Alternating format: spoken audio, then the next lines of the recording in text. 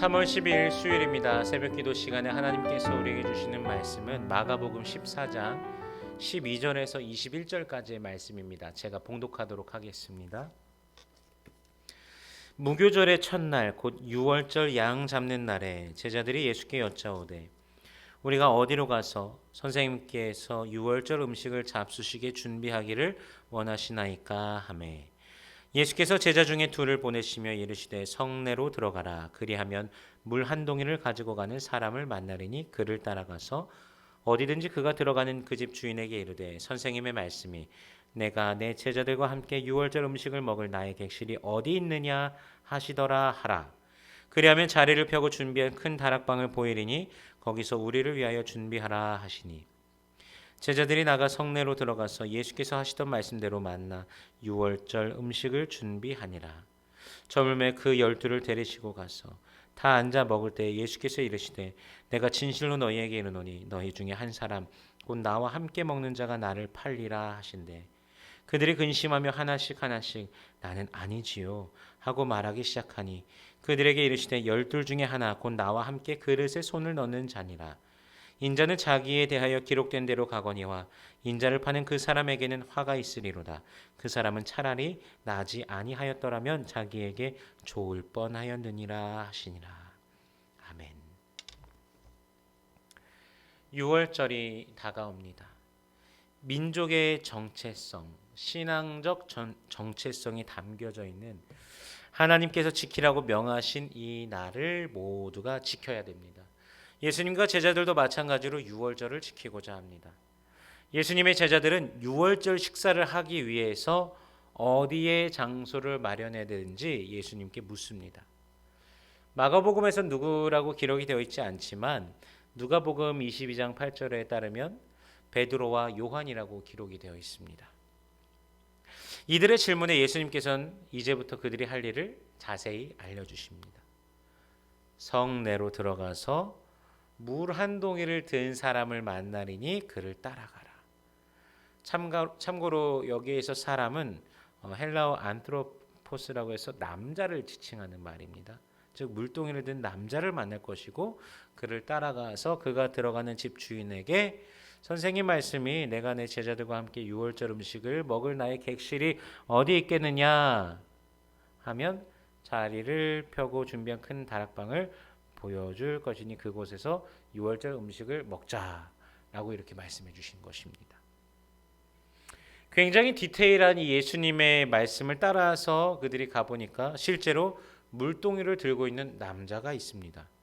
문화 특성상 물동이를 들고 있는 남성은 별로 없고 여성이 더 많은 그런 곳에서 그런 남성이 이렇게 물동이를 들고 있었다는 건 좀 특이합니다. 그래서 아마 금방 발견할 수 있었을 것이고 그를 따라갔고 예수님 말씀대로 하였는데 모두가 예수님 말씀대로 그렇게 준비되어 있습니다.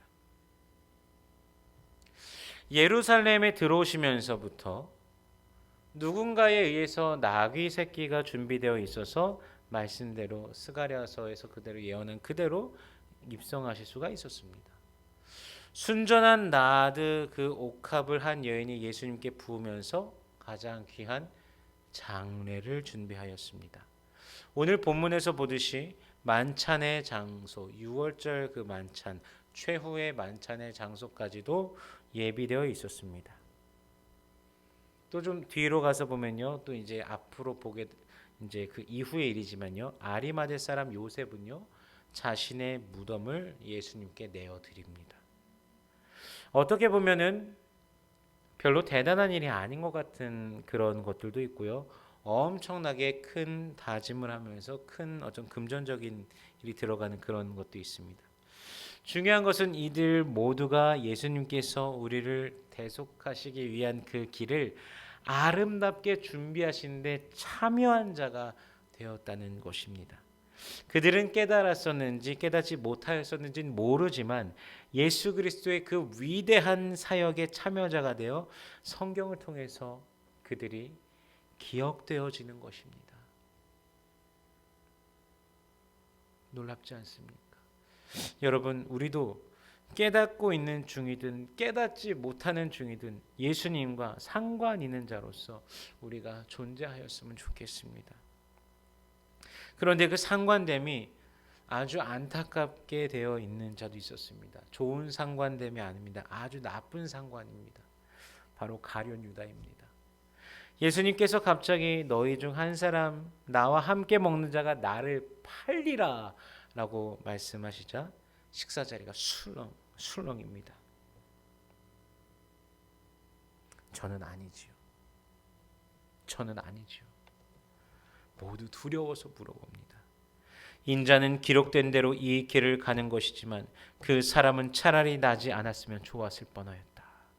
이렇게 말씀하실 정도로 엄청난 화가 그에게 임하게 될 것임을 우리가 알 수 있습니다. 여러분 이제 예수님의 이 말씀들을 이제 우리에게 종합해서 가져와 보기로 합니다. 하나하나의 사역들이 모여서 예수님의 사역을 돕는 역할을 하는 그런 자들도 나와 있지만 예수를 팔아 넘기려는 자도 나오는 것입니다. 좋은 역할로서 예수님과 상관 있는 자들이 많이 있지만 그렇지 않는 경우도 발생하기도 하는 것입니다. 여러분은 이 중에 어느 쪽에 속하십니까?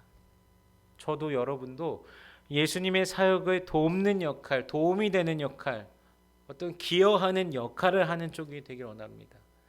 때로는 순전한 나들을 예수님께 붙던 그 여인과 같이 비방을 받기도 하고 안 좋은 이야기를 들어 상처받기도 할 것입니다. 또한 최선을 다해서 하더라도 티가 나지 않을 수도 있습니다. 전혀 드러나지 않을 수도 있습니다. 그러나 그 모든 것을요 하나님께서 보고 계십니다. 하늘에서는 성도 여러분들께서 하신 그 모든 섬김을 기억하며 낱낱이 그 모든 행위대로 갚아 주실 것입니다. 여러분, 오늘 하루도 우리 주님과 동행하면서 우리 하나님께서 원하시는 그 참 기쁨이 되며 그리스도의 사역에 더욱더 동참하기를 갈망함 속에서 우리 하나님께서 주시는 복을 누리고 참으로 주님과 동행하고 주님의 기쁨이 되는 여러분들의 삶이 되시기를 주님의 이름으로 축원합니다.